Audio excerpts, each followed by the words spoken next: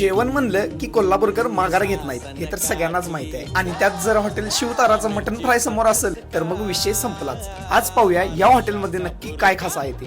तर आज मी तुम्हाला घेऊन आलो आहे एका अशा ठिकाणी ज्या ताटातल्या मटणाला बघितलं की तोंडाला पाणीच सुटायला चालू होतं। हॉटेलमध्ये आल्या आल्याच पहिल्यांदा लक्ष वेधून घेतं ते म्हणजे समोरच असलेलं घरगुती काम।